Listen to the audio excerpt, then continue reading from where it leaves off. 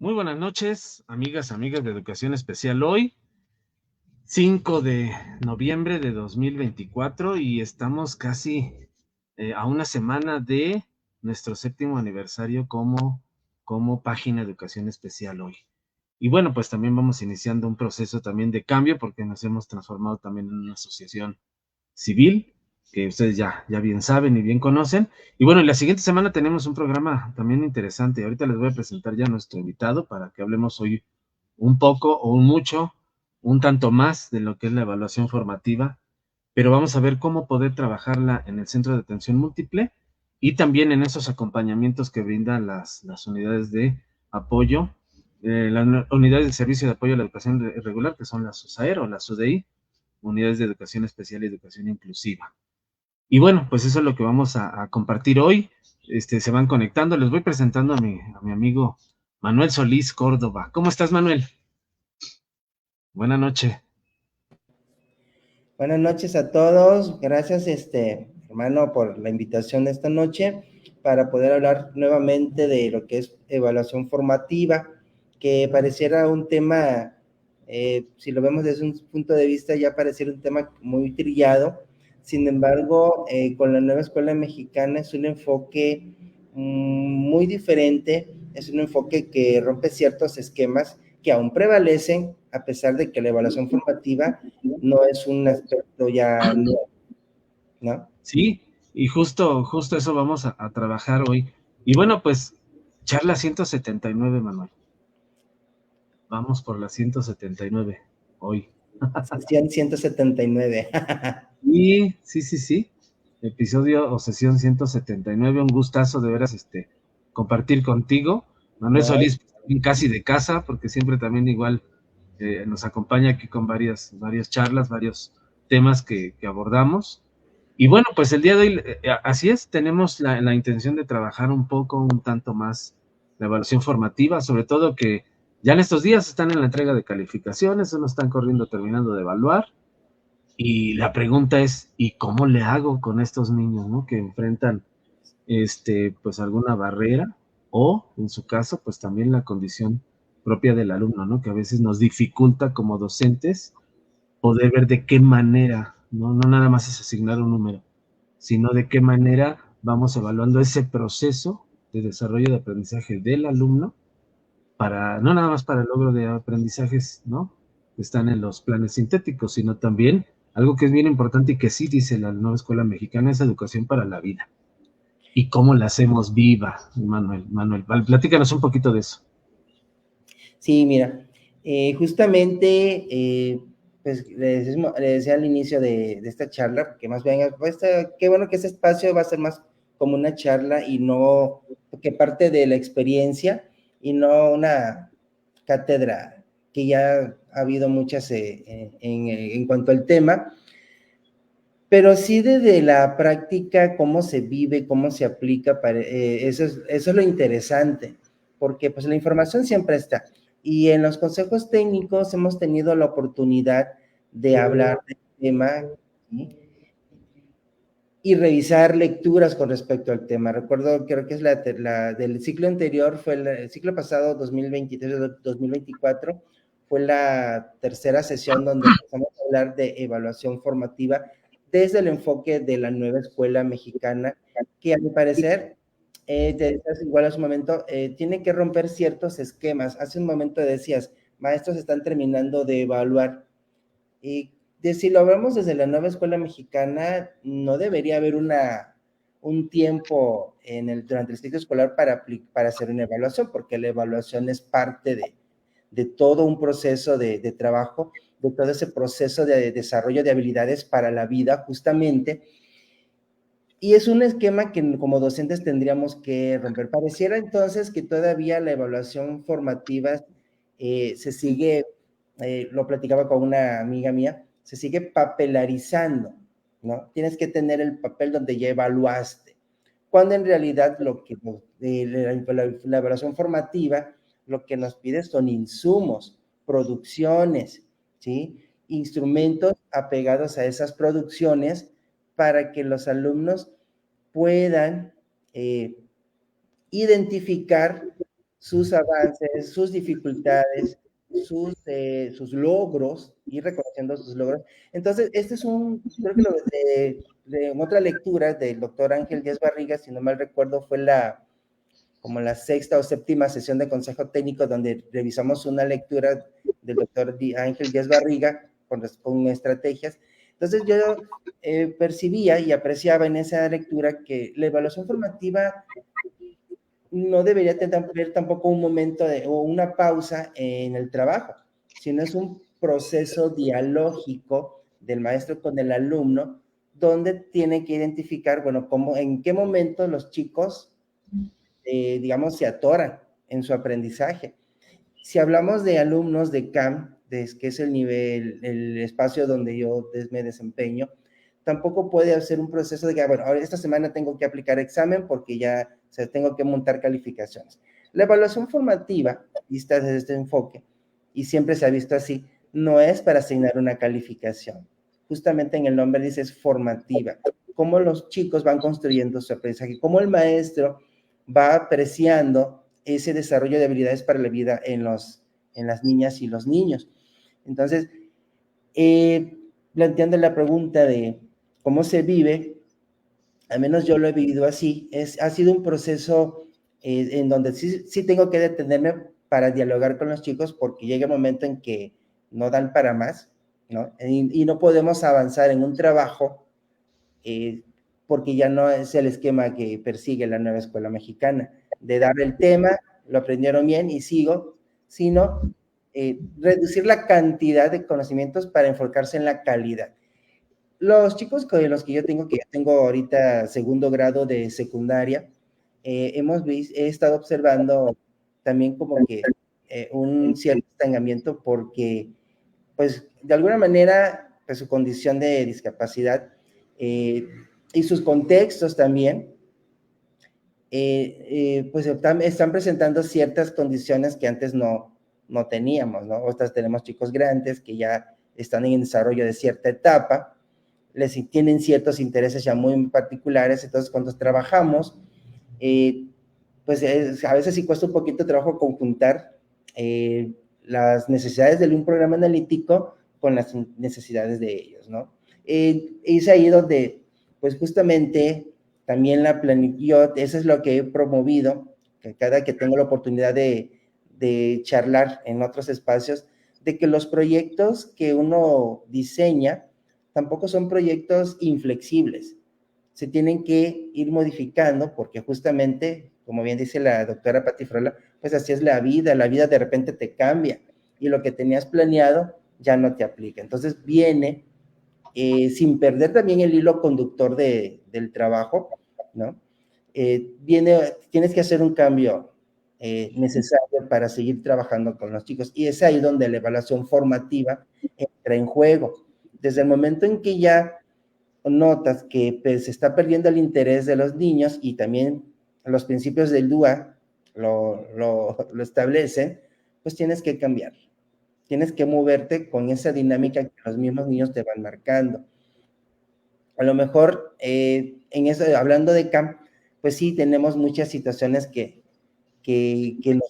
juegan en contra, ¿no? Por ejemplo, la inasistencia de los alumnos por sus condiciones sociofamiliares, la inasistencia a veces juega en contra, porque si el alumno no llega, ¿cómo sigues trabajando con él? ¿No? No, y sabes qué, Manuel, yo creo que algún elemento también que es importante recuperar, como desde este diagnóstico socioeducativo, también eso nos permite reconocer al alumno en esas situaciones, más bien en esas particularidades de cada alumno, porque eso justamente nos va a servir para que a partir de esas necesidades, a partir de esos intereses, a partir de su contexto del alumno, entonces, pues desde ahí empezamos con la evaluación formativa, ¿no? Desde el diagnóstico. ¿Te acuerdas del año pasado? También había un documento que nos habló justamente de la evaluación formativa, pero Claro. desde el diagnóstico, ¿no? Cómo desde el diagnóstico vamos trabajando esta parte y a mí también lo que me llama la atención, recalcan mucho, que eso siempre lo hemos abordado, pero bajo este enfoque de la nueva escuela mexicana, esas dos esferas que están ahí inmersas, ¿no? El docente como generador de esos aprendizajes, de esos diseños de actividades para promover ese aprendizaje, pero también cómo va avanzando el alumno. Claro. Creo que eso también nos lo plantea mucho esto, ¿no? Sí, y también la nueva, bueno, el enfoque de la evaluación formativa que plantea la nueva escuela, en el nivel de primaria hay un punto muy importante que yo creo que también debería aplicarse a los otros niveles, que es la participación de los padres, ¿no? ¿Qué cambios han observado los padres de familia en el aprendizaje de sus alumnos? Porque, bueno, de hecho, creo que desde la pandemia comentaba yo esta parte de que si la educación es de 3, ¿por qué la evaluación solamente es de 1, el maestro? Cuando es un equipo de trabajo donde, bueno, en el caso de CAM, y hablamos también de niños de USAIR, UDI, si la participación de los padres es básica, es un elemento importante para el trabajo, pues también los padres tienen el derecho de establecer una evaluación formativa desde el momento en que dicen, bueno, es que el maestro me pide, ¿no? Me pide materiales, me pide apoyo, me pide esto, pero luego mi alumno llega a la calificación y me pone baja calificación, ¿no? ¿Y dónde quedaron los trabajos? ¿Y dónde quedaron esto? Entonces, sí tiene que, por eso te decía, el enfoque de la nueva escuela mexicana en cuanto a evaluación formativa es como que romper esas ideas que a veces son cerradas, a veces son rígidas, porque entonces como escuela, como comunidad, que es lo que recalca mucho, no solamente el maestro tendría que hacer una evaluación formativa, tendría que ser un colectivo donde digamos, bueno, ¿qué se presentó? Y entonces la evaluación ya no es direccional, maestro-alumno, si es en varias direcciones, maestro-alumno, alumno-maestro, padres de familia maestro, maestro con los padres de familia, porque es esa conjunción donde entran en juego muchos factores, ¿no? Algo que siempre no, que hemos, o que de los maestros nos hemos quejado mucho es que el papá no apoya. Ok, no apoya. ¿Por qué no apoya? ¿Cuál es el factor determinante de ese apoyo? Pero cuando sí apoya, como esa información que el padre te puede aportar de su esfuerzo, dar los resultados que en los alumnos que tienen que fortalecerse. Y si hablamos de habilidades para la vida, tú decías hace un momento, ¿no? Desde un diagnóstico yo determino todas las necesidades que tienen mis alumnos, todas las necesidades de su contexto, y es donde empiezo a trabajar líneas de acción bueno, si yo en el aula hago mi proceso de evaluativo, con enfoque formativo, pues también con el padre tengo que sentarme a platicar, a ver, y si planteamos este objetivo, ¿no? En la salón hicimos estas actividades, en casa, cómo hicieron las actividades, porque muchas veces, y creo que también es algo raro, y lo he visto de cerca, que a veces los maestros envían tareas y a veces no saben ni lo que envían, ¿no? Entonces llega como que un cúmulo de tareas que, bueno, y esas tareas que tienes, ¿qué información te arrojan? ¿No? Y hacia dónde estaban dirigidas. De ahí la importancia que el diagnóstico y la contextualización que se hace en los programas analíticos, pues, aterrice justamente y vaya de la mano con los insumos que se necesitan. Algo que aprendí cuando el trabajo de innovadores de los libros de texto de preescolar es que justamente lo que menos se debe de tener en cuenta es la carga de tareas que se le deja a un alumno. De hecho, los proyectos de preescolar, la mayoría, o más bien todos, nos pedían entregables y un producto final. Entregables que enriquecían el producto final. Es decir, el producto final de la planeación del mes, digamos que la subdividíamos en tareas pequeñas para que los niños pudieran ir comprendiendo ese proceso de construcción y desarrollo de tanto de contenidos como PDA, aprendizajes, habilidades para la vida, superación de necesidades y barreras. Y entonces es ahí donde el colectivo o la comunidad, en este caso, que sí, hay que hablar en ese lenguaje, la comunidad pues tiene que valorar todo el esfuerzo de todos los integrantes para determinar, pues sí, ese numeral que le da una calificación a todo el aprendizaje de los alumnos. Entonces, en CAM, pues ya no sería solamente que el maestro evalúe y asigne calificación, sino pues entraría el equipo de apoyo y justamente también los padres de familia, porque los alumnos de CAM no son atendidos solamente por el maestro. Entra en juego el maestro, la psicóloga, entra en juego la maestra de comunicación, habrá casos en que también la trabajadora social y por supuesto también los padres de familia.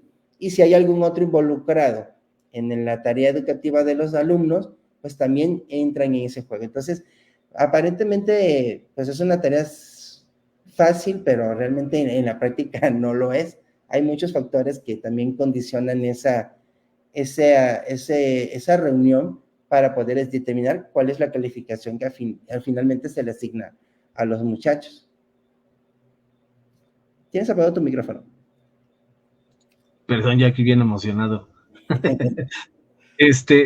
Otro punto que le agregaría, Manuel, fíjate que ahorita lo abordo, ahí donde estaba en el camp también tratamos de irlo trabajando, tiene que ver con ese reconocimiento de barreras, esas dificultades que yo, maestro, también tengo cuando pues tengo una diversidad de alumnos en mi aula. ¿A mí qué me dificulta? Porque ahí está la barrera, o sea, ¿a qué se me dificulta a mí para ir trabajando con estos alumnos? Que a mí son los que me generan un conflicto, ¿no? En los Claro. materiales, en varios elementos de todo ese proceso de enseñanza, pero que al final van a recaer cuando tenga yo que llevar a la situación específica de la evaluación. Si yo no me reconozco que tengo dificultades con esos equipos, porque si estamos hablando del campo, pues tiene sus equipos, ¿no? Tiene su Claro. psicólogo, tiene en algunos casos un subdirector académico, el propio director tendría que entrarle para apoyar al docente, ¿no? En esas Claro. dificultades que no teniendo. Hablamos ahorita de evaluación, pero lo mismo en la escuela, en la educación básica, ¿no? Y Así. en la UDI o en la USAER creo que es lo mismo, pero aquí la dificultad es que a veces yo no me asumo que se me dificultan ciertas cosas en estos procesos de evaluación, no busco apoyo, no solicito orientaciones para ver de qué otra manera puedo enriquecer ese trabajo con los alumnos, y creo que eso también limita ese trabajo, mano. Claro, claro. Fíjate que pues ahorita con las nuevas modalidades de trabajo de USAER, al menos acá en Tabasco, sí a veces dificulta mucho a los equipos de poder comunicarse bueno, poder dialogar con el maestro del grupo para asignar la calificación de las niñas y niños que son atendidos por el servicio. ¿Por qué? Porque a veces todavía tenemos ese celo en los maestros de grupo. Tenemos ese celo de que, bueno, es que yo soy el maestro, yo soy el que sigue la calificación, yo solamente veo que el niño aprende o no me entrega tareas o no me hace este trabajo, y entonces es ahí donde a veces el equipo se queda excluido de la toma de decisiones. Creo que también como los equipos de USAER tendrían que hacer un poquito más de fuerza en ese sentido, o tener claridad cuál es el papel que juega, porque me atrevo a asumir que hoy en día los equipos de USAER o UDI, pues todavía no tienen como que asignado el papel que les toca jugar en la nueva escuela mexicana. Entonces, puede que solamente se dediquen a los procesos de detección inicial, evaluación psicopedagógica y plan de intervención y solo seguimiento, pero hay niños que requieren mucho la intervención del maestro de comunicación, de la psicóloga, por las condiciones particulares de cada niño. Y creo que también en el sentido que debemos darle lo que es la inclusión, ya no solo es la visibilidad o ¿cómo te dijera? O que el niño esté, la presencia del niño en un salón de clases, sino también atender cuáles son las condiciones que necesita, porque podemos quitarle las barreras ideológicas, didácticas, pero también no debemos olvidarlo que cada niño con discapacidad, ¿sí? Tiene condiciones y necesidades muy particulares, que muchas veces la escuela, así en general, por muchas buenas intenciones que tenga, no las va a poder superar. Por ejemplo, a lo mejor tenemos un caso escuché un caso en un curso de intervención formativa de una maestra de camp que tenía niños con síndrome de Down, pero no tenían fuerza en la mandíbula. Sus músculos estaban muy débiles y obviamente cuando comían, derramaban la comida, o sea, no eran capaces de masticarla adecuadamente. Entonces, la maestra tomó la valiente decisión de decir, bueno, este niño necesita sus ejercicios específicos, porque de lo contrario, si yo sigo trabajando de manera grupal, nunca va a superar esa condición. Y obviamente eso limita no solo el habla, sino también su alimentación, que es parte de las habilidades para la vida que debe desarrollar. Y bueno, la maestra a final del ciclo escolar logró que esos niños pudieran tener la fuerza en los músculos de sus mandíbulas para poder masticar adecuadamente y ya no derramaban la comida. Eso obviamente ayudaba mucho a otros ejercicios para poder estimular la oralidad en ellos. Pero son decisiones que los equipos interdisciplinarios, maestros de apoyo, maestros de grupo de camp y psicología, pues deben de tomar esas decisiones, porque entonces podemos pensar que la inclusión es solo la permanencia, la asistencia, pero no la atención a sus necesidades. Y hay barreras, bueno, yo no les llamo barreras, esas ya son condiciones particulares. Y podemos mencionar las condiciones particulares de un niño con autismo, de un niño con hipoacusia o sordera, un niño con ceguera, que muchas veces la escuela puede tener, en caso de que esté en una escuela primaria, la maestra de grupo puede tener buenas intenciones, se puede capacitar, puede aprender el braille, pero hay cosas que el niño también tiene que ir aprendiendo, que en un grupo de 30 estudiantes difícilmente lo pueden entender. Por ahí lo decía un maestro, nuestro amigo Víctor, ¿sí? En una charla, o sea, es que pareciera que la inclusión es que el maestro de grupo es el que va a hacer todo, atender todas las necesidades de todos los grupos, es algo difícil. Y en el caso de los niños, que es el área que nos compete, niños con discapacidad, pues sí, son condiciones que tenemos que tener muy presentes porque de lo contrario no tendrá barreras, pero sí tendrá rezagos.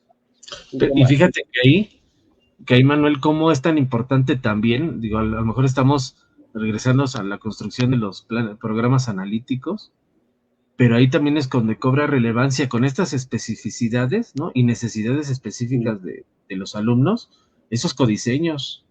Sí. Porque al final se atienden, hay unas necesidades específicas que hay que trabajar y a veces a eso es lo que nos cuesta, está costando mucho trabajo también esa parte, Manuel.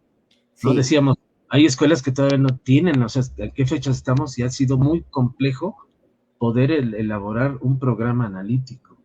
Sí. Y hablando de codiseños, todavía se complica más, Claro. porque ¿cómo lo armo, no? Estas necesidades específicas que están ahí presentes y que son parte de ese trabajo en las aulas, hablando de los centros de atención múltiple, pero también En en la las escuela de educación básica, porque hay niños con discapacidad que están ahí.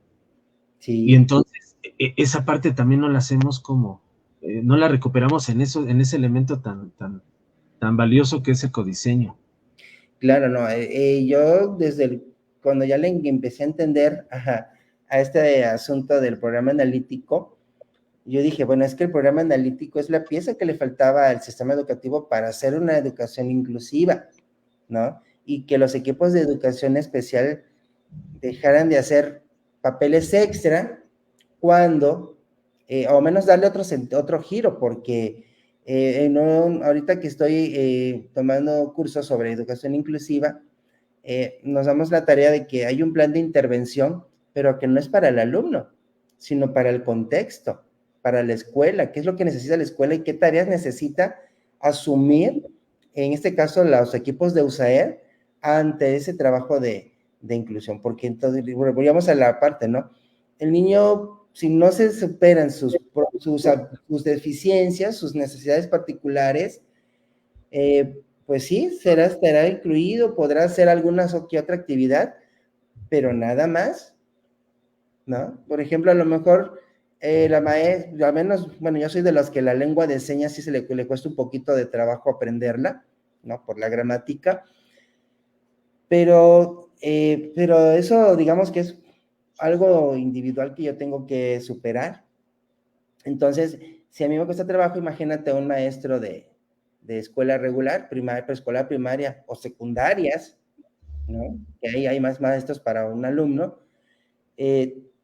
Si esos maestros no aprenden por lo menos a comunicarse en lengua de señas en un nivel básico, ese alumno pues perdería lo que a lo mejor ya ha avanzado o lo que no tiene, ¿no? Entonces no habría un desarrollo propio. Y no debemos enfocarnos porque justamente el artículo 3 habla de eso, ¿no? El desarrollo integral de los estudiantes, y parte de ese desarrollo integral es atender sus características individuales y pues la planificación a nivel global, que es la escuela, y la planificación micro, que es en el aula, pues deben estar en conjuntos. Y es ahí donde la evaluación, perdón, la evaluación formativa pues entra en juego. Ir mediando, ir dialogando, ir observando ese proceso en conjunto, no solo de si el alumno va avanzando. Para que el alumno avance, es obvio que la evaluación formativa va a ir determinando qué barreras se van superando, porque si no, o sea, siempre pareciera que toda la mirada siempre es todo el foco siempre es el alumno, pero ¿y el maestro? Y lo que está Sí, a su alrededor, o a veces la escuela siempre dice, es que el papá no apoya. Bueno, pero la escuela tiene las condiciones para generar ese apoyo, ¿no? ¿Qué dinámicas se generan para que a veces el alumno no llegue, ¿no? O cómo se compensan a veces, porque a nosotros nos pasa, no sé si en los demás campos, pero a nosotros nos pasa que dicen los papás, bueno, maestro, es que ahorita no puedo, tengo esta situación familiar, tengo este problema económico, tengo problemas de salud, tengo problemas con la otra niña, no puedo llevarla, ¿no? Entonces es ahí donde cómo buscamos maneras de mediar para que se sigan promoviendo un aprendizaje. O también, por ejemplo, chicos con síndrome de Down, ya adolescentes o ya adultos, que de repente tienen conductas, hacen rabietas y pueden llegar a ser, como dicen, cierto nivel de agresividad. Entonces, tienes que atender esas necesidades particulares porque por mucha inclusión que querramos fomentar, pues no vamos a lograr mucho. sí, y eso, por eso te digo, pareciera que no estamos hablando de evaluación, pero cómo desde el inicio del ciclo escolar tenemos que ir generando esas condiciones justamente para que a esta fecha no tendremos que estar corriendo y a ver qué le preparas de examen y a ver qué tanto pudimos recuperar de lo que fue haciendo durante bueno, desde agosto hasta ahora que estamos en 4 o 5 de noviembre. Y justamente es poner como sobre la mesa todos esos puntos que nos van a ayudar, ¿no? Hablando de niñas y niños con discapacidad, ¿no? Y hablo de CAMI, hablo de las UDI. O sea, cómo desde ahí tenemos que estar, primero reconociendo qué a mí me falta, maestro, para poder generar, ¿no? Dinámicas, acciones, formas de trabajo, cómo flexibilizo contenidos, ¿no? Qué materiales les tengo que dar, qué apoyos les tengo que brindar a los alumnos para justamente tener entonces, ya con eso, pues también elementos que tendría que construir para ir viendo ese proceso del alumno. Y el mío también, ¿no, Manuel? O sea, Así como yo es, también estoy interviniendo. exactamente. O sea, los resultados que tengan estos chicos dependen mucho de la conjunción de los tres agentes, maestros, equipos de USAER, UDI y padres de familia, ¿no? Porque a veces tenemos que ver si estos tres agentes están ahora sí que trabajando en equipo para poder obtener un buen resultado, porque si no, pareciera que con uno que empiece a fallar, los demás van desequilibrándose. Y también tenemos que entender algo, ¿no? En la lectura de Ángel Díaz Barriga siempre mencionaba, debe haber un diálogo con los alumnos, debe haber una pausa en el sentido, no para aplicar un examen, quizás sí, pero ya no con el clima o el ambiente que se genera de tensión, ¿no? Porque todavía se sigue manejando de que hoy es día esta semana es de examen, empezamos con matemática, bueno, secundaria, que es el que trabaja todavía con asignaturas. Hoy le toca español, mañana le toca matemáticas, o tienen 2 exámenes por día. Y la dinámica, nadie se copia, todos pendientes del examen, el que se mueva, se lo retira. O sea, cuando realmente la evaluación formativa no está peleada tampoco con la aplicación de exámenes, simplemente que el examen, obviamente, es un recurso más, es un insumo más para ver el nivel de retención de conocimientos. Ya en una ocasión me comentaba en un consejo técnico cuando estaba en secundaria, a ver, maestro, es que si el alumno te pregunta, a ver, maestro, ¿qué voy a hacer aquí? Ya te está dando la lectura, que es no estar comprendiendo, ¿no? Y Sí, es no, ahí, Ajá. Te iba a comentar, perdón Manuel por interrumpirte, recuerdo ahorita también en una situación específica en un camp, donde pues ahí había una situación de un supervisor que le dice al director, oye, fíjate que me llama la atención que este alumno que no viene, tiene 8 de calificación y estos que vienen diario, tienen 6. Y Sí. entonces el director va a preguntarle, ¿no?, a la maestra. Y la maestra dice, pues es que este alumno que tienes 8, es que es un alumno que sí puede. Le digo, y le dice el maestro, pero pues si no ha venido, le digo, y esa es que es la otra. O sea, sí podrás saber, pero entonces, ¿cuál es mi proceso formativo de ese trabajo cotidiano, de lo que pasa en el aula, ¿no? A partir de esos productos o esos trabajos que yo, a través del desarrollo de esos proyectos, si es quien esté trabajando de esa manera, y cómo voy acompañando su proceso, pero nada más decir porque tiene certificación, entonces ahí tampoco estoy haciendo evaluación formativa. Claro. Y aparte, si no estoy acostumbrado a manejar instrumentos de evaluación, o también depende mucho qué ideas tengo yo de manejar instrumentos de evaluación, porque si solamente lo tomo como de referencia para ver, a ver, es que lo tiene, esto sí lo tiene, esto no lo tiene, esto lo tiene más o menos, tampoco sería como que la opción más viable. Si hablamos de formación, es como que también el diálogo con los chicos para ir viendo sus procesos. Depende mucho el proyecto que tengas en cuenta. Por ejemplo, déjame compartirte una pantallita para que vean un ejemplo el colectivo que nos está viendo. Déjame ver, porque ya no estoy tan familiarizado aquí. Sí, nos dice presentar, ahí A ver, déjame ver la ventana. Sí, pues mientras escríbanos sus comentarios, ¿no? De quiénes nos están acompañando. Tenemos ahorita 121 personas que están con nosotros, ¿no? En este momento. Y bueno, pues el tema es ese, digo, pareciera que estamos tocando otras cosas, pero cómo todos esos elementos son tan importantes y necesarios para realizar esa evaluación. A ver, ya lo abro. ¿Sí? ¿Ya puedes ver la pantalla? Ahí está. Sí, bueno. Yo el mes pasado inicié un proyecto que en relación a los huertos, para promover, como una necesidad para promover en los chicos el consumo de verduras, de incorporar las verduras en su alimentación, porque parte del diagnóstico que hice es que muchos no consumían verduras. Lo que estaban acostumbrados a consumir, pues eran ya te imaginas, ¿no? Las clásicas chucherías, quesadillas y fritangas y cosas así. Pero o sí te comen verduras, pero casi ya demasiado recocidas que ya no le aportan nada al cuerpo. Entonces, lo que hicimos fue iniciar con un proceso de conocer cómo se germina una semilla, cuánto tiempo crece, cuáles son los beneficios de cada hortaliza que pretendíamos sembrar.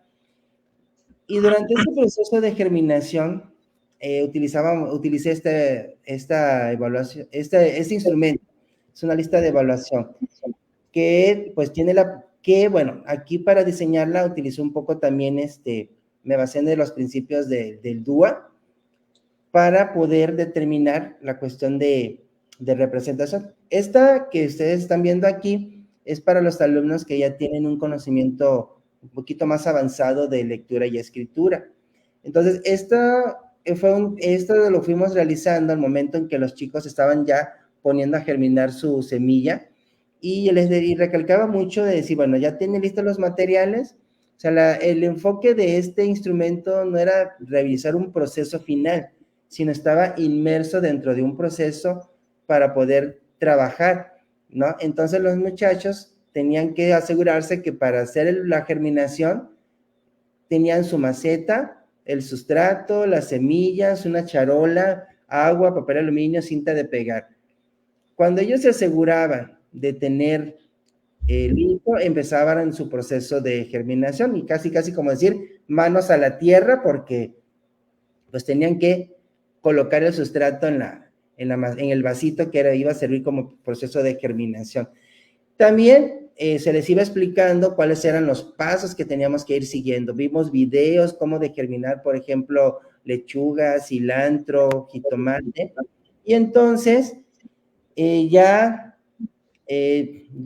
según iban trabajando los chicos, pues iban diciendo, a ver, ya tomaste la maceta, le colocaste el sustrato, pusiste las semillas que te tocaban, tapaste las semillas con el sustrato, le agregaste agua, cortamos el papel aluminio, tapamos la maceta con el papel aluminio, escribiste su nombre en la cinta para identificarlo, pegaste la cinta en la maceta y guardábamos, ¿no? Entonces, esta lista, pues les servía a ellos para reflexionar y repasar los pasos, ¿no? Como una manera de hacer un ejercicio de metacognición y comprensión de lo que estaban ellos realizando. De la misma manera, para los chicos que no han accedido a la lectura y la escritura y que posiblemente no lo van a realizar, utilicé la misma evaluación, el mismo instrumento, pero ahora con imágenes, donde ellos asociaban lo físico con lo representativo que era el dibujo, ¿no? Tenían que asegurarse de que tenían la maceta, bueno, ya buscaban la maceta, el sustrato, las semillas, agua, una charola para colocar su macetita, la cinta adhesiva para escribir nombre y también identificar la plantita y el papel aluminio.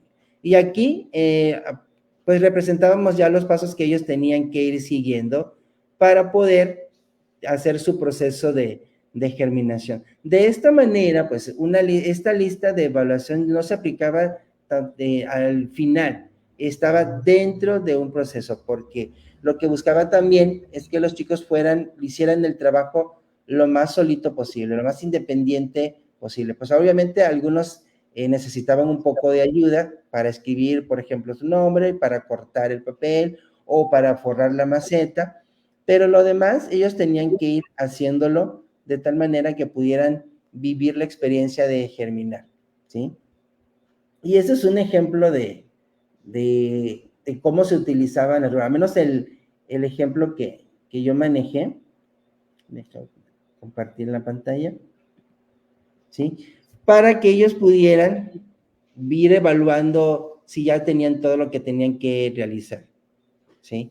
Entonces, pues, creo que algo que también yo, al menos yo he aprendido y así he asumido, que la evaluación ya no tiene que ser tanto como para guardar un papel o archivar diferentes instrumentos, sino ser parte, que sean realmente útiles a los alumnos para poder ir viendo su proceso de aprendizaje.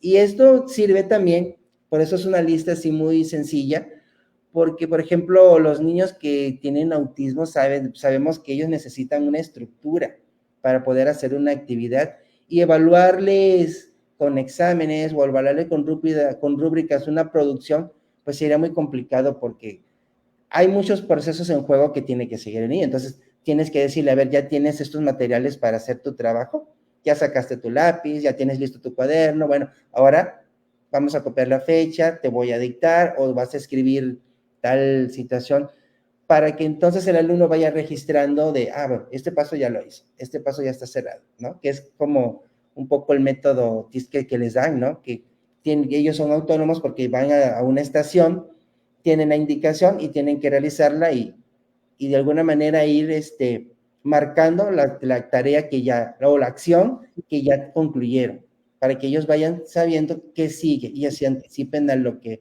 vaya siguiendo. Sí, porque de no hacerlo, ponemos nosotros mismos en desventaja al alumno con sus compañeros, ¿no? Claro, claro. Y fíjate lo curioso, eso fue, misamos a principios de octubre, ninguna semilla germinó, y entonces venía el proceso de análisis. Digo, bueno, ¿qué pasó? ¿Por qué no germinaron? Entonces yo decía, bueno, es que creo que le faltó agua. Ah, ok. Y revisábamos las macetitas y decíamos, bueno, a ver, ¿le faltó agua o tú qué piensas? Y como veíamos que el sustrato estaba más duro que una piedra, entonces ellos decían, no, pues es que le faltó agua, esto está duro, está seco, no estaba mojado, por eso no creció, se murió, porque era información que anteriormente habíamos revisado con videos y en una presentación de qué pasa si la semilla tiene poca agua o qué pasa si la semilla tiene demasiada agua, ¿no?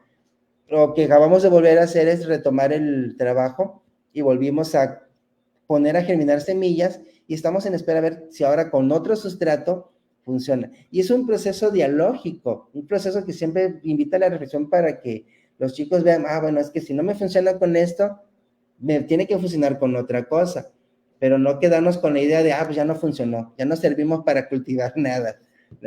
Entonces, Pero fíjate cómo los hiciste poner en juego ese conocimiento previo, ¿no? El análisis de videos, el ver, ahí ponían en juego eso, a ver qué sucedió de acuerdo a lo que vimos, y entonces, pues en ese regresan a retomar lo que ya habían aprendido, lo que ya habían visto, y lo ponen en juego en una situación práctica y real. Claro, y algo que también he estado observando, al menos la experiencia que tuve el año pasado con los proyectos, sin darme cuenta, cada proyecto que planeaba yo para cada mes iba vinculado con el siguiente, de tal manera que siempre estábamos con la dinámica de rescatar lo que ya habíamos visto. Ahorita en este mes me voy a enfocar para seguir con el problema de huertos, y estamos introduciendo matemáticas, obviamente. Viene justamente el trabajo con matemáticas y las estaciones del año. Algo que rescata mucho Ángel Díaz Barriga y la nueva escuela mexicana en cuanto a evaluación formativa es asumir el error como una oportunidad de aprender, de reflexionar. Y eso lo comencé a poner también en práctica con con el enfoque OAOA para matemáticas, que asumía el error como fuente de aprendizaje, no como algo que estamos acostumbrados de ya te equivocaste, tacha, que todavía es algo que parece ser que no se ha comprendido de todo entre los docentes, porque asumimos el error como algo negativo. Se equivocó, tacha, le bajo puntos. Contestaste 7 preguntas, sacaste 7 preguntas buenas y 3 malas, tache. Y nunca se invita, y esto creo que hace años que lo revisábamos en otro, no recuerdo bien la fuente, pero es algo curioso. Los maestros nunca han analizado con los alumnos los resultados de un examen. Entonces los alumnos saben que nada más sacaron 7 buenas y ya, pero no entienden por qué las otras salieron mal. Y qué pueden hacer para mejorar esas preguntas que no contestaron adecuadamente. Entonces yo creo que parte de la evaluación formativa debe ser también que el examen que se aplique no solo sea como para ver si pasan o no pasan los alumnos, porque algo que ha caracterizado, por ejemplo, en secundaria creo que es muy visto, que los maestros hacen como que el famoso encuadre de la materia, no. Tantos puntos vale la asistencia, tantos puntos vale la libreta o los apuntes, tantos puntos vale el examen, tantos puntos vale la participación. Entonces, que es un dilema que entra en juego porque ya es una práctica que no debería de darse. Sí, y en ese sentido recordaba también una mamá que me comentaba, ¿no? Que cuando pasa solo su hijo con TEA a otro grado en una escuela regular, una primaria de básica, y pues le toca otro maestro, y él le dice, ¿y cómo va a evaluar a mi hijo? Dice, pues su hijo, por sus condiciones, pues no más de 8. ¿No? Así ya como ojo de buen cubero, dice la mamá, pues ¿cómo? O sea, y entonces pues le muestra la rúbrica, y pues la rúbrica que le muestra pues no es acorde a esa situación, y le dice, bueno, y entonces ¿qué pasa con cierta alumna que no viene y ella va a tener más calificaciones? Le dice el maestro, pues sí, porque ella sí puede en un examen. Le dijo, pero su rúbrica dice que es el trabajo en el aula, y si no viene, y mi hijo viene diario. O sea, Sí. son como muchas de las situaciones que justo que tú decías, seguimos como focalizando al alumno a partir de su condición personal. Exacto. Como parte de la evaluación. Y Sí. no sobre el desarrollo de habilidades, no sobre el desarrollo de esos conocimientos, no el que ponga en juego lo que ha aprendido, como tú lo hiciste, ¿no? En este ejemplo que nos diste. No, Y y ahí, fíjate, tengo un sobrino, él tiene problemas del habla, que bueno, le hemos llevado a terapia y habla mejor. Ahorita cursa 3er grado de primaria y tiene un nuevo maestro. Entonces, algo que me llamó mucho la atención es que bueno, lo que está trabajando el maestro parece ser que es como que trabajando con exposiciones sobre un tema que le interesa a los chicos. Entonces él dijo que le iba a exponer, le dijo al maestro que le iba a exponer. El maestro se asombró y dijo, bueno, ¿cómo va a exponer si no habla muy bien? Pero aquí lo que decías tú, ¿no? Bueno, ¿qué es lo que quieres? ¿Que hable bien o que participe? De entrada, bueno, primero que entrada, porque él nunca había tenido la oportunidad de Creo participar que le en... voy a evaluar, ¿no, Manuel? Y decir, No. aunque ya se le entienden algunas palabras, pero lo importante, a veces como maestros perdemos dejamos de ver muchas habilidades. Yo algo que he aprendido es siempre estar observando a mis alumnos qué hacen cuando yo ya no les doy indicaciones, ¿no? Y los veo que socializan, que dialogan, que se molestan, chismean, ¿no? Y uno de mis alumnos igual tiene problemas del agua, él tiene más dificultades de aprendizaje, pero tiene problemas del agua, es ya un chico de 13 años, no, 14 años. Al principio era muy tímido, igual que mi sobrino, pero al momento de socializar, yo lo observaba que ya platicaba, ya hablaba, cotorreaba con sus compañeros. Entonces, ellos es donde uno como docente debe entender que el contexto es el que va a condicionar, más no determinar. El que sí tiene que determinar es la escuela, ¿no? ¿Por qué? Pues por lo que la escuela es donde donde va a tener los recursos didácticos y pedagógicos para que superar sus propias necesidades, porque muchas veces creemos que los papás son los que van a corregir lo que a mí me toca, ¿no? Y sí me ha tocado observar maestros de que, pues ahí le encargo el hijo, es que se está portando mal. No, pues el papá lo que va a hacer es castigarlo, regañarlo, no sé, o que a lo mejor lo lleva con algún psicólogo particular, pero pues la escuela es donde tiene que tener más los recursos. Por eso es muy importante que tanto en CAN como de USAER, pues tengan en cuenta esas lecturas del contexto que diariamente estamos apreciando para poder decir, bueno, es que esa barrera no la tenía identificada, ¿no? Porque pues, a veces quizá por la premura, por las mismas organizaciones del tiempo, pues hacemos quizá un diagnóstico o muy apresurado o simplemente como con muchas conjeturas. Ah, es que ya sabemos que el papá no apoya. Es que la inasistencia siempre es un problema constante. Sí, pero ¿de quién? ¿Del maestro o del alumno? ¿No? Y justamente la evaluación formativa no solo es para los alumnos, también es para los maestros, para decir, bueno, a ver, realmente el proyecto que planteé tenía un objetivo claro, las actividades realmente fueron del interés, porque muchas veces no entendemos eso, y es una de las estrategias que Díaz Barriga propone, ¿no? ¿Qué te gustó de esta actividad? Y pobre del alumno que diga que no le gustó, ¿no? Porque sí nos toca, los niños de ahorita siempre te van a decir las verdades, y tenemos que tener como docentes la apertura. Una vez hace años me tocó un niño que al maestro dijo, maestro, ¿sabes qué? Es que su clase me aburre. Quizás, mándenlo con el psicólogo porque este niño ya es grosero. O sea, ¿no? Ya es desafiante. Ya es desafiante, tiene trastorno de conducta desafiante. O sea, no, simplemente manifiesta, no me gusta tu clase, no me gusta no me gusta el tema o no me gusta cómo lo estás trabajando. Y es ahí, como docentes, tenemos que tener la humildad para reconocer, bueno, a lo mejor no quiso participar mucho porque el tema no era de su interés. Por ejemplo, con respecto al tema de huertos, yo les dije a los chicos, ¿saben qué? Pues los días jueves, todos tienen que traer de desayuno verduras crudas o cocidas. Luego, porque tienen que aprender a comerlas, ¿no? Hay quienes sí, no les cuesta trabajo, o sea, casi es parte de su menú diario de desayuno, traer frutas y verduras, pero hay otros no, o los comen en menor proporción, o de plano son verduras que ya están hecha más puré que, que verdura cruda, ¿no? Porque sí tengo alumnos que su dinámica dicen, maestro, es que a mí no me gustan. O sea, pues, si no te gustan, porque no las has probado. O sea, pero tiene beneficios para la salud y empieza como que a terapiarlos. Pero son lecturas que igual con los papás tenemos que ir trabajando, porque si quieres que el chico coma verduras, pues tienes que decirle al papá, pues tienes que darle verduras.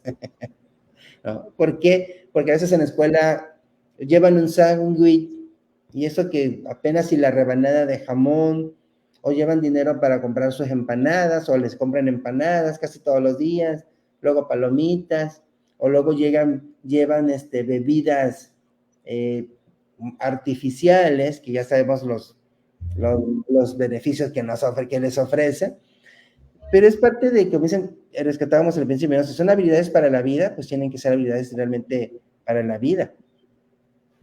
Y la evaluación formativa, pues tendría que dejar de ser ya más que papeles, sí un proceso donde a los chicos les ayude a tomar decisiones para su vida cotidiana. Por eso yo inicié este ciclo escolar con este tema de huertos, e incluso he visto en las redes que hay otros maestros que promueven el proyecto de huertos en las escuelas como parte de consumo sustentable, porque ya tú sabes que a veces si los papás de por sí no tienen una economía fuerte, ¿no? Y se compran empanadas todos los días, pues es una fuga que muchas veces no se da. Y bueno, pareciera que la evaluación formativa cada día es un tema que vamos a seguir manejando, que vamos a seguir estudiando, pero tenemos que enfocarnos tenemos que pararnos en el enfoque y en el modelo que estamos viviendo, ya no actualmente, ya tenemos 6 años con este modelo y va a seguir, va a continuar.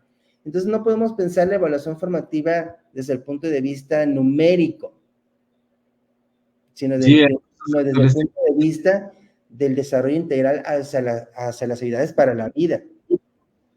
¿Sí? Sí, y justo mira este comentario, perdón, Manuel, que justo va con lo que vas platicando. Le dice, checando el perfil de egreso de cada nivel, podemos determinar los ajustes para los alumnos de acuerdo a su condición y las barreras que enfrentan. Y entonces la intervención, incluida esa evaluación, va a ser más significativa, va a ser justa, va a ser real, cuando tengamos esos estándares de logro que podemos lograr, pues mediante esos instrumentos, ¿no? O esas herramientas, las rúbricas, listas de cotejo o lo que pretendamos para que logren. Claro, claro. De hecho, decía un amigo, David Valencia, que quien hablaba de evaluación formativa ya sugiere que ya ni siquiera deberíamos hablar de evaluación formativa, deberíamos hablar de una evaluación más auténtica, ¿no? Porque es parte de la evaluación, ese es el sentido. Es un proceso dialógico que me permite a mí pues tomar la mejor decisión, y si me equivoco, reflexionar en ese aprendizaje y ya no cometer en ese sentido, ese error, ¿no? Pero ya primero pues cometí un error, lo tengo que corregir y continuar tomando las mejores decisiones. Por ahí está nuestro amigo David Valencia.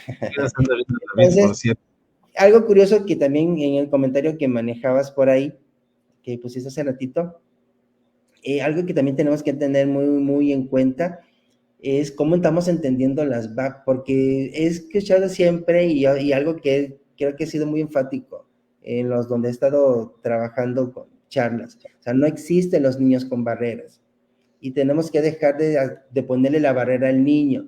Tenemos que mirar el contexto. Entonces, si vamos en una evaluación de decir, bueno, es que el niño no enfrenta, es que el contexto, para que el contexto asuma la responsabilidad de ya no generar barreras, por lo menos minimizarlas, ¿no? Porque el foco pareciera que siempre es el alumno y el pobre alumno que las enfrenta, que las sufre, y es el que termina siendo excluido en todos los ámbitos. Y fíjate que yo les decía en una escuela hoy, que justamente lo que tendríamos que empezar a trabajar es qué dificultades yo, maestro, tengo para atender a este alumno que me está generando ciertas dificultades, ¿no? En los materiales, o sea, también sincerarnos de esa manera, porque si yo no reconozco qué dificultades estoy teniendo, porque ahí es donde justamente se posicionan las barreras, y no como para que el maestro se flagele, sino es para que identifique las necesidades que también tiene, o sea, o tenemos, ¿no? Como maestros, porque si no reconocemos esa parte, entonces, ¿cómo buscamos los apoyos, no? Decíamos, ¿cómo voy a recibir la orientación que me da el director, que me da el ATP cuando viene y me visita? bueno, si es que van con esa intención, ¿verdad? De apoyarme. O en ese equipo interdisciplinario que está en el CAMP, ¿no? O cuando yo como maestro de USAER voy y oriento al maestro, porque a veces pareciera que también esa voluntad. Ajá. O sea, ya la orientación, yo le decía a la directora, es que a veces la orientación que da el especialista o el maestro de apoyo, pareciera que esa voluntad, porque como no tenemos esa injerencia, y por ahí había un comentario, que aquí comentaban que la UDI, la USAER no tiene como esa, en esa parte jerárquica de poder exigirle un poquito, ¿no? En buen tono al maestro que vaya haciendo estos ajustes para que vayamos viendo cómo el alumno va aprendiendo y eso pues nos regresa a la evaluación, pues entonces ahí se pierde. Claro, y creo que también algo y son estrategias que desde el modelo de atención de los servicios de educación especial 2011, 2012, el famoso MACE, establecía, ¿no? Estrategias de asesoría, estrategias de seguimiento, de acompañamiento y estrategias de seguimiento. Entonces, en ese sentido, como en el caso de los OSAER, y también creo que en CAM, porque vivimos casi como que la misma dinámica, ¿no? Tenemos un equipo que me tiene que dar orientaciones y pareciera que quiero que el equipo haga atienda lo que me toca de alguna manera, ¿no? Aquí en el caso de los AER, tendríamos que ir apostándole también al modelamiento. Es decir, si yo te voy a dar una orientación, pues te tengo que enseñar cómo se aplica. No es como que, porque podíamos caer en el error de solo como que dar recetas. A ver, maestro, haga su planeación, considere esto, sí, pero pues, oye, dime Y al cómo se... otro vengo a ver si ya la hizo y cómo le fue, Y a ¿no? ver, maestra, ¿aplicó? Pues no, no la apliqué, o sea, a mí me exigen otras cosas, si tú quieres que yo te cumpla con esto, y que en ese sentido creo que los equipos de USAER tendrían que ir a ayudarle al maestro a decir, ¿sabe qué, maestra? Es que en su proyecto vamos a trabajar esto, mire, yo le apoyo con esta parte. Y ya no tanto como, es que a usted le toca, es que usted es su alumno, o sea, son alumnos de todos. Así es. Son alumnos de todos, del de educación física, del de educación artística, si lo tienes, del maestro de taller, del director, obviamente del maestro de grupo y obviamente del equipo interdisciplinario, porque todos de alguna manera, directa o indirectamente, están vinculados con el desarrollo del alumno. Entonces no podemos dejar de lado la parte donde, bueno, ¿qué me toca como maestro de USAER realizar en el proyecto del maestro de grupo? Porque pareciera que, pues, allá maestro esté con su proyecto y pues yo nada más voy a ver si el alumno va avanzando, porque me piden reportar avances, o sea, pues no. Sí, hay que apostarle en ese sentido y acompañar. Y acompañar es caminar contigo, ¿no? Tú como Sí, un maestro trabajo de me dices, docencia. oye, ¿sabes qué? Tengo este niño con autismo, llega un momento en que hace ciertas conductas que nos sacan de onda, no sé cómo hacerle, a ver, bueno, como docente debo ya, una vez que ya tenemos detectadas cuáles son las necesidades, pues entonces ir buscando estrategias e implementarlas, pero también asumir esa tarea. Creo que Sí, eso es lo que ha faltado, ya no es el típico de, a ver, maestro, es que le voy a dar las orientaciones y fírmeme aquí. ¿No? Bueno, pues a ver, vamos a hacerlo porque es parte del mismo trabajo y creo que eso es lo que, esa parte es lo que está causando como que conflicto entre los maestros de grupo regular y los equipos de USAER, ¿no? Hace un momento leí un comentario, es que los maestros de USAER solamente se la pasan haciendo documentos, ¿no?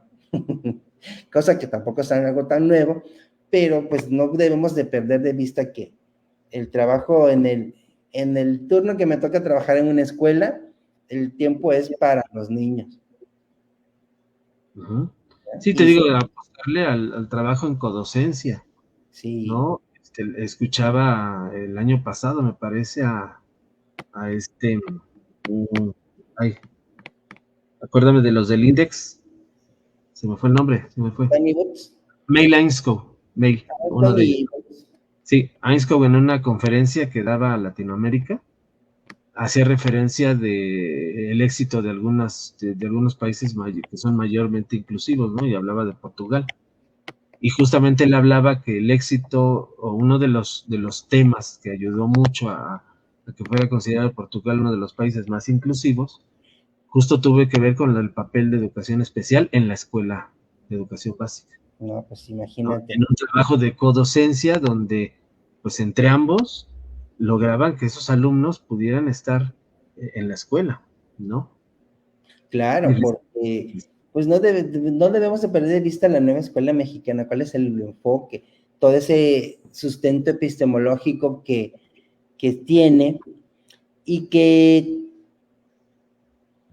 nos hace ser partes de una comunidad. O sea, yo no puedo ser parte de una comunidad si estoy alejado, si nomás estoy aquí en afuera viendo y quizás dijera, no, pues señalando, es que aquí el maestro tiene este problema, tiene barreras actitudinales. Bueno, pero pues, ¿cómo las superas? ¿Para qué origina esas barreras?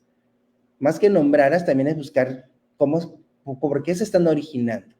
¿Cuál es el conflicto que tiene el maestro para no trabajar no atender al alumno que está en su grupo? ¿Sí? Lo Sí, decimos tan. no, pues es que igual me lo comentaba un maestro, no, es que se ve bonito, no, pues ¿quién dijo que la inclusión era bonita? Sí, aquí va, yo creo que va a depender de cómo nos vamos a mover.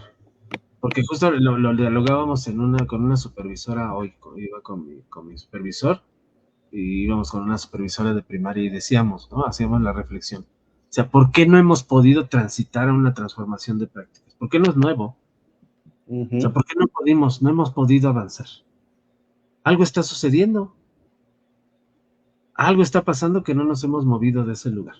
Claro, y ya Entonces, si no tenemos, empezamos a buscar acciones diferentes, porque a eso llegábamos como conclusión, si no empezamos a trabajar, a buscar alternativas de otro modo, no nos vamos a mover, porque seguimos haciendo lo mismo, lo mismo, lo mismo. lo mismo.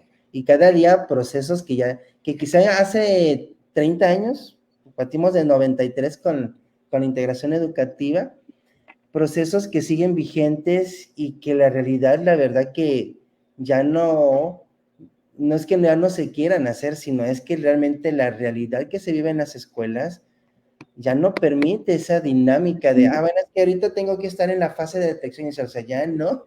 Las escuelas, los niños, los padres, los maestros exigen ya una intervención, ¿no? Y un trabajo en equipo que permita, pues, darle atención a toda la diversidad, porque de lo contrario, bien dices, pues vamos a seguir quizá, quién sabe cuánto tiempo más haciendo lo mismo y no vamos a tener ningún resultado. Y la educación cada día exige otras cosas. Los avances en la educación ya no, la pandemia lo demostró, ¿no? Lo que veníamos haciendo no nos sirvió para nada en pandemia. Tendríamos que aprender otras cosas. Y si ya las aprendimos, pues seguirlas trabajando y mejorarlo, porque Dios no quiere y venga otra pandemia y ¿qué vamos a hacer? Se supone No, que y ya a se estas solucionó alturas, cuando llegamos a lo presencial. y Sé no, que y tanto de eso hicimos muchas situaciones donde investigamos, trabajamos, hicimos cosas diferentes, y cuando regresamos a lo presencial, se acabó la magia. todo que hizo, como dice la canción, si la vida seguía igual. Y también, fíjate, herramientas digitales que quizá en su momento manejamos y aprendimos, hoy ya no las tomamos en cuenta. Y también hay herramientas para evaluar, ¿no? Están los famosos, la aplicación de quiz, está Corrubrics, ¿no? Pero estamos tan acostumbrados al papel, ¿no? Que todavía no podemos separarnos de eso cuando ya hay otras herramientas que permitan tener más información, más reflexión, que, que permitan pues, justamente hacer esa evaluación formativa, ¿no? Están las herramientas para hacer videos. Ahorita pues cualquier celular tiene una aplicación para hacer un video sencillo, el famoso TikTok, ¿no? Por ejemplo.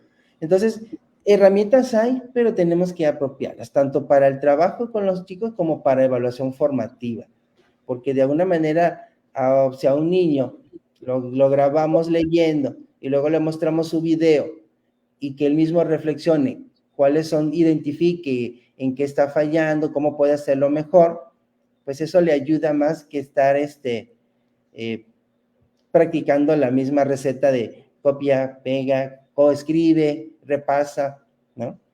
o que apégate a la rúbrica, mira que la rúbrica dice que tienes que cumplir estos indicadores, pero entonces son indicadores que diseña el maestro, no el alumno. Y es algo también interesante en esta parte, que las rúbricas y todos los instrumentos de evaluación formativa tienen que también ser del dominio de los alumnos. Y de los alumnos también tienen el derecho de sugerir indicadores de evaluación. Y eso tampoco es algo nuevo, es parte de las, digamos, de los postulados para hacer una adecuada evaluación formativa. La evaluación formativa no la determina el maestro, se determina en comunidad con los alumnos. Dicen que control escolar por ahí. Sí, sí, hay muchas cosas que control escolar debe de cambiar, específicamente en la parte que se refiere a niños y niñas con discapacidad, ¿no? Pero lo importante es, pues control escolar no nos pide los exámenes, control escolar nos pide solamente la calificación, y eso en las escuelas se determina incluso desde un programa analítico cómo sería el proceso de evaluación. ¿Sí? Es algo que no se considera digamos, más profundamente, pero se menciona.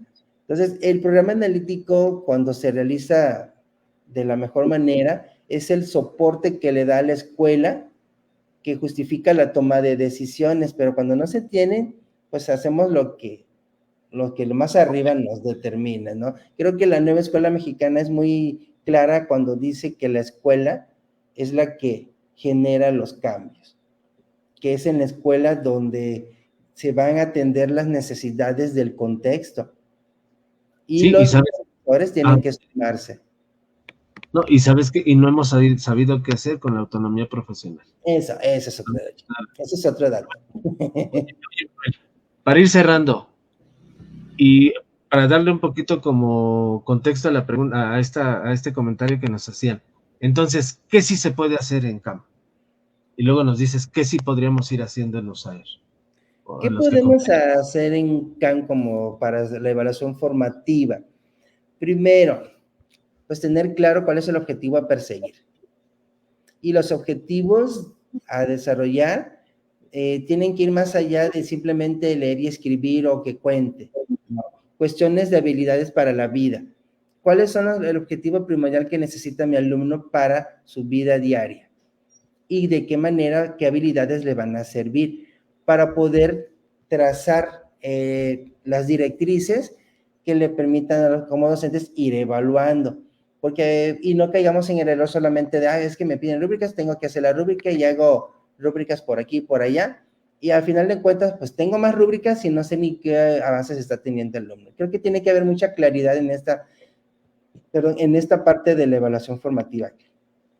Los criterios, y bueno, aquí vamos con los instrumentos, todos los indicadores que queramos diseñar para el alumno, pues en este caso tienen que ser del conocimiento también de los padres, porque ellos a veces, pues nomás saben que el maestro pide tareas o deja tareas, pero no saben ni qué onda qué calificación les va, o cómo le va a calificar, pero entonces sí tiene que decir, bueno, ¿sabe qué, papá? Tengo un objetivo con este alumno, con este objetivo pretendemos superar esta barrera o estas necesidades, ¿sí? Y estos son los criterios que necesitamos ir revisando, el alumno va a ir logrando.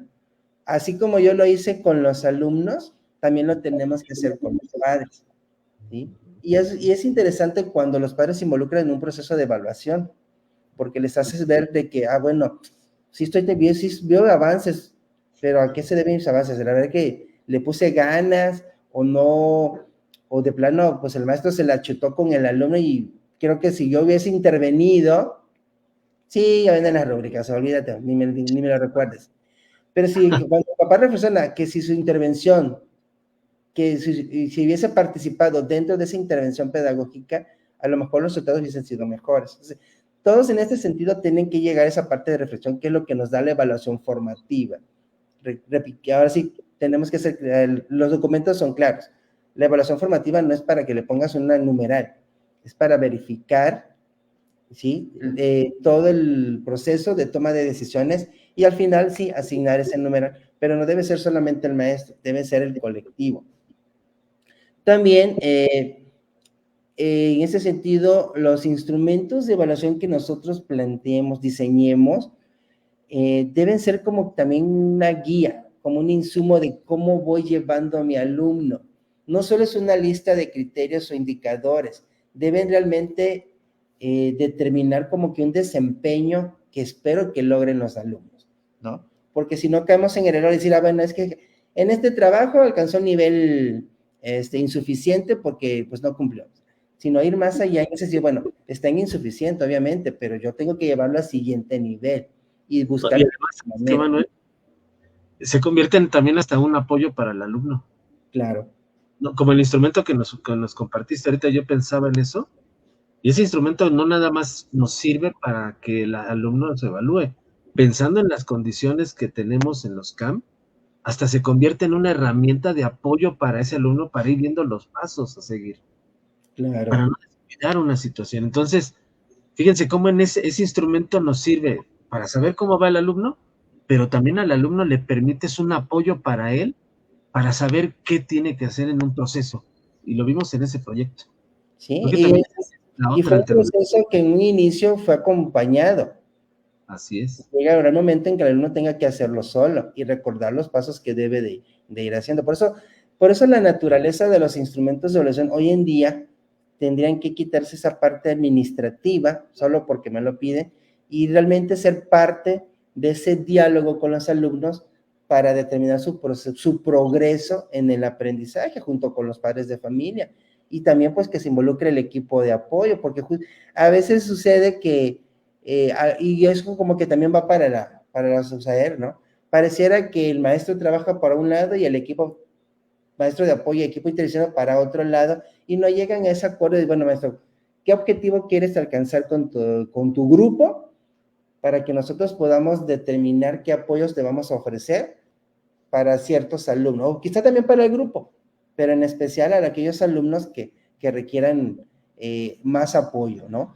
Porque pareciera que todos hacemos una mala chamba, pues es que a mí me pagan, yo hago mi chamba, ¿verdad? Y también sugerirle a los maestros, mire maestra, es que, ok, para su trabajo, yo le sugiero utilizar una rúbrica como esta, ¿no? Y darle el acompañamiento, mira, aquí le traje una rúbrica para esta tarea, pero para que también el maestro las vaya involucrando, porque diseño universal para el aprendizaje dice, no se diseña para uno, se diseña para todos. Si uno con discapacidad puede utilizar un instrumento, los demás también, ¿no? Entonces, ir avanzando también en esa dinámica del diseño, porque algo que tenemos que dejar también dejar de hacer en educación especial son las famosas adecuaciones curriculares, no los ajustes razonables, que son otra cosa. Me refiero a las adecuaciones que ya se plasman en el codiseño, ¿sí? Que ya se establecen desde un codiseño, porque los ajustes, algo que tenemos, a veces confundimos adecuaciones y ajustes razonables, son dos cosas distintas, son dos enfoques distintos. Los ajustes razonables nunca tocan los programas de estudio, toca la infraestructura, toca las vías de comunicación, la movilidad del alumno, ¿sí? Eso es lo que tocan los ajustes razonables. Y sin embargo, por años he escuchado que los maestros, también colegas de educación, dicen, no, es que hago ajustes. Sí, ¿en cómo? En la planeación. O sea, no, en la planeación no hay ajustes razonables. Es afuera de. Lo que ahorita tenemos que tener muy claro es que hacemos codiseño, y el codiseño implica desde el conocimiento del programa sintético, desde los enfoques de los campos formativos, hasta los PDA, contenidos y PDA, que es ahí donde sí yo necesito quizá modificar. O lo que, por ejemplo, yo lo que hago con el programa analítico es nadar en todos los programas para ver dónde hay un contenido que me pueda permitir trabajar. Ya cuando de plano no lo encuentro, modifico o diseño uno nuevo. Pero mientras yo encuentre un contenido que me ayude con mi alumno, porque es algo que aprendí también en el trabajo de innovadores, es que no te vas a centrar en tu grado. A menos en preescolar nos decían, no es que no se va a centrar en el grado, la nueva escuela, en esta nueva escuela mexicana, reconoce esa variabilidad que hay en la diversidad. Entonces, tu proyecto atiende a los alumnos que a lo mejor tienen poco desempeño, tienen pocas habilidades, tienen más necesidades, hasta lo que tienen habilidades superiores. Entonces, viene una conjunción de que en comunidad se trabaja un solo proyecto, pero a cada quien atiende diferentes partes de un proyecto, ¿no? A lo mejor unos escriben, otros pues solamente comparan, visualizan con dibujos, imágenes, y es ahí donde tenemos que ir aprendiendo y apostándole desde un enfoque formativo hacia el trabajo, ¿sí? Pues, híjole, Manuel, ya mira, ya nos llevamos 1 hora 18 minutos. Es bastante. Digo, ya hablando, nos vamos nosotros como agua y se nos va el tiempo bien rápido. Sí. Hablar de un trabajo pedagógico y escuchar las opiniones, es que hay realidades, ¿sí? Hay realidades que cada uno debe atender, y lo que nosotros aportamos aquí también es desde nuestra realidad. A lo mejor hay colectivos donde sí, hay escuelas donde trabajan de la mano con los equipos de educación especial, hay otros donde sí todavía hay resistencia, tantos de unos como de otros, pero esas son realidades que a veces no se comentan, pero existen. Sí, No y no todo es se bonito. analizan. No todo es Y no se bonito en la analizan. nueva escuela mexicana. No todo es bonito con la inclusión educativa. Como a veces dicen, es que parece fácil. No, es que no es nada fácil. ¿No? Diseñar proyectos de la nueva escuela mexicana tampoco es algo sencillo. A nosotros como innovadores sí nos costó un poquito de trabajo, porque era ir quitándonos paradigmas, ¿no? Y cuidando que todo vaya pegado a los ejes articuladores, que también es algo que no hemos acabado de entender. Así, no, sí, ese es otro rollo. Es Y eso. tienen que estar inmersos en esa planeación. No, no, no. La nueva Ya lo escuela platicaremos. mexicana bueno, ya analizándola, didácticamente, epistemológicamente, pedagógicamente, es una reforma que permite el trabajo desde la diversidad, pero permite el trabajo en comunidad porque atiende necesidades de la comunidad, ¿no? Atiende los verdaderos intereses de los alumnos, y obviamente, pues no, sin perder sus necesidades. Muchos maestros siguen, no, es que yo sigo trabajando letras con los niños de preescolar, es que yo les tengo que enseñar las letras. No, no le tienes que enseñar las letras. Pregúntale al niño qué quiere aprender, qué le interesa. Te puedo asegurar, y como hace mi experiencia, que muchos niños lo que quieren es jugar con el celular. Es más, lo pones a jugar con el celular y te enseñan a desbloquearlo. Así es la naturaleza de los niños, ¿no? Pero, pues, como docentes, también debemos atender sus necesidades. Sí, son hábiles en la tecnología, pero en la vida diaria, sus emociones, sus habilidades motrices, ¿cómo están? ¿No? Nos decían en un congreso, tenemos que revisar la pirámide de desarrollo y atender lo básico, porque hoy en día, cuando estuve en la Ciudad de México, nos decía un maestro, un doctor que habla en una conferencia, parece increíble, dice, pero en la Ciudad de México, en los parques, encuentras más perros que niños jugando. Y sí, algo que llama mucho la atención, de que ya no, antes en los parques veías niños jugando en un parque, ahorita ya no hay niños, hay más perros. Sí. Y bueno, aquí nos preguntan sugerencias para el trabajo de USAIR. Eso mismo para acá es lo que tendríamos que hacer en USAIR, esos equipos interdisciplinarios. En la USAIR tienen que tener una cercanía con las escuelas, De entrada. ¿no?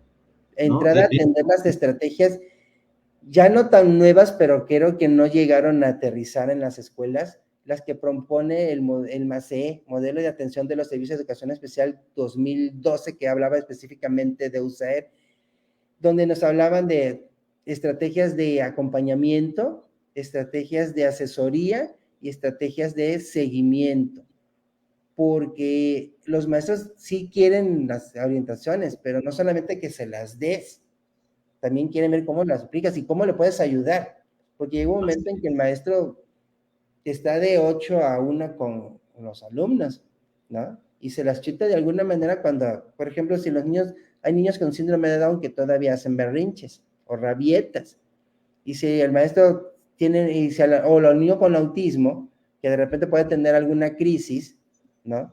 Entonces el maestro necesita ayuda para poder manejar esa crisis con ese niño, porque pues recuerda que tiene 30. Si bien le va, puede tener más, ¿no? Entonces, necesitan del apoyo de los maestros de USAER. Y obviamente también creo que tenemos que ser valientes en el sentido de tomar las decisiones más pertinentes en beneficio de los niños, ¿sí? De los niños. Y si tienes que atenderlos de manera individual, pues hay que atreverse porque el niño no va a desarrollar sus habilidades motrices estando sentadito y en un colectivo. Necesita también, hablamos de niños ciegos, ¿no? Por ejemplo, que necesitan orientación y movilidad, pues no la va a aprender si le trabajas a nivel grupal. Llega un momento en que él tiene que primero desarrollar su habilidad individual para poder desarrollar la colectiva, ¿no? Así es. Algo que se ha perdido. Sí, sí, hay algunos tips, son algunas ideas que esperamos puedan ser útiles. No son recetas, no son recetas. Eso sobre todo. Yo le decía, hoy hablamos con una directora también, estaba una compañera que trabajó muchos años con personas sordas, ¿no? Con jóvenes. Claro. Y yo le decía, justamente hablando de esta situación de la diversidad que hay en el aula, digo, es más, estando la maestra, le digo, a ver, maestra, explíquele, si teniendo 5 alumnos sordos, son iguales.